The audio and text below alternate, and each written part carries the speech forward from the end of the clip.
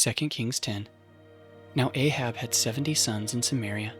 So Jehu wrote letters and sent them to Samaria, to the rulers of the city, to the elders, and to the guardians of the sons of Ahab, saying, Now then, as soon as this letter comes to you, seeing your master's sons are with you, and there are with you chariots and horses, fortified cities also, and weapons, select the best and fittest of your master's sons, and set him on your father's throne, and fight for your master's house.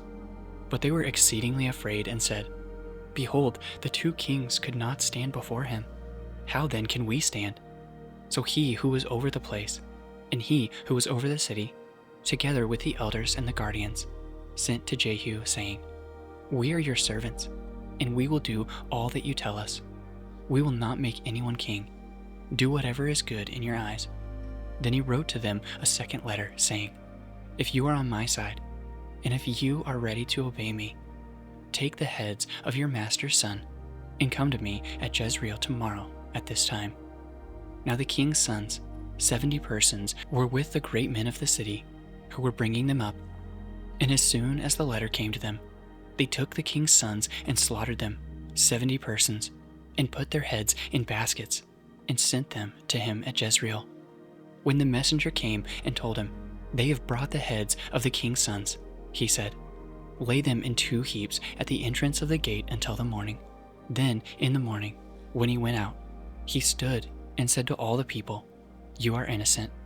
It was I who conspired against my master and killed him. But who struck down all these?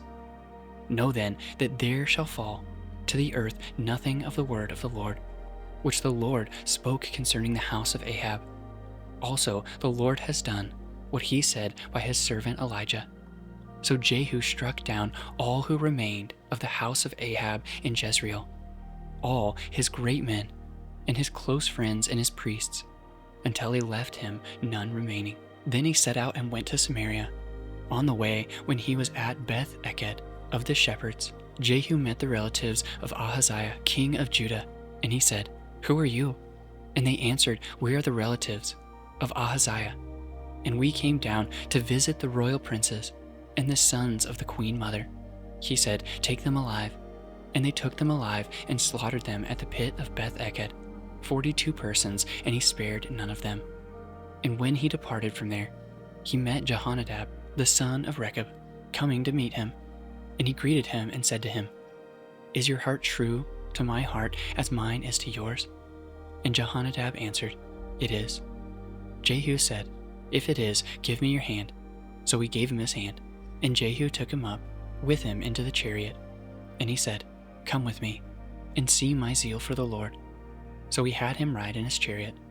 And when he came to Samaria, he struck down all who remained of Ahab in Samaria, till he had wiped them out, according to the word of the Lord that he spoke to Elijah. Then Jehu assembled all the people and said to them, Ahab served Baal a little, but Jehu will serve him much. Now therefore call to me all the prophets of Baal, all his worshippers, and all his priests. Let none be missing, for I have a great sacrifice to offer to Baal. Whoever is missing shall not live. But Jehu did it with cunning, in order to destroy the worshippers of Baal. And Jehu ordered, Sanctify a solemn assembly for Baal. So they proclaimed it.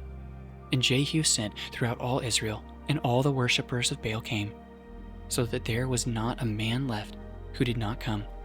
And they entered the house of Baal, and the house of Baal was filled from one end to the other. He said to him who was in charge of the wardrobe, Bring out the vestments for all the worshippers of Baal. So he brought out the vestments for them. Then Jehu went into the house of Baal with Jehonadab the son of Rechab. And he said to the worshippers of Baal, Search and see that there is no servant of the Lord here among you, but only the worshippers of Baal. Then they went in to offer sacrifices and burnt offerings. Now Jehu had stationed 80 men outside and said, The man who allows any of those whom I give into your hand to escape shall forfeit his life. So as soon as he had made an end of offering the burnt offering, Jehu said to the guard and to the officers, Go in and strike them down. Let not a man escape. So when they put them to the sword, the guard and the officers cast them out and went into the inner room of the house of Baal. And they brought out the pillar that was in the house of Baal and burned it. And they demolished the pillar of Baal and demolished the house of Baal and made it a latrine to this day. Thus Jehu wiped out Baal from Israel. But Jehu did not turn aside from the sins of Jeroboam, the son of Nebat, which he made Israel to sin, that is, the golden calves that were in Bethel and in Dan. And the Lord said to Jehu, because you have done well in carrying out what is right in my eyes, and have done to the house of Ahab according to all that was in my heart, your sons to the 4th generation shall sit on the throne of Israel. But Jehu was not careful to walk in the law of the Lord, the God of Israel, with all his heart. He did not turn from the sins of Jeroboam, which he made Israel to sin. In those days the Lord began to cut off parts of Israel. Hazael defeated them throughout the territory of Israel, from the Jordan eastward, all the land of Gilead, the Gadites and the Reubenites, and the Manassites, from Aror, which is by the valley of the Arnon, that is, Gilead and Bashan. Now the rest of the acts of Jehu, and all that he did, and all his might, are they not written in the book of the Chronicles of the kings of Israel? So Jehu slept with his fathers, and they buried him in Samaria. And Jehoaz his son reigned in his place. The time that Jehu reigned over Israel and Samaria was 28 years.